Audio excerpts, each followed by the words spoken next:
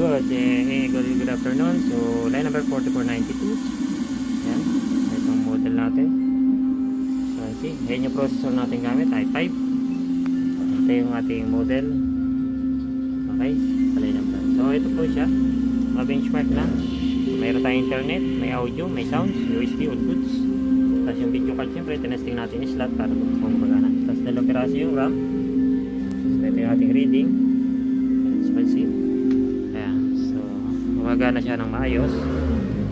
Tapos yung ating driver, ito siya. Okay naman yung driver, detected lahat. So, CPU temperatures, ito lang naman yung CPU natin, 51. Baba lang, then may internet din tayo, nababasa, nagkikita tayo internet. So ito ang date ng ating repair. Okay, CPU reading. Ayan.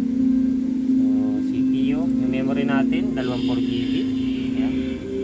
Magana naman yung slot 24GB. Okay. Ito yung internet and may browser tayo, may GPU detected and SATA SSD.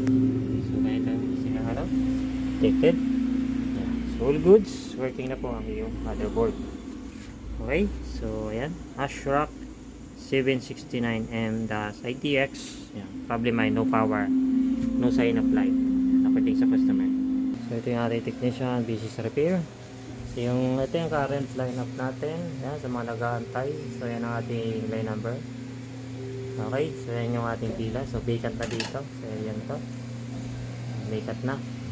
Kaya lang mababaw na ulit dito. So dumadami na ulit yung dumadating na nagpa-repair. Galing yan sa iba't banda ako sa Pilipinas. So as you can see, mayroon tayong mga ito pa.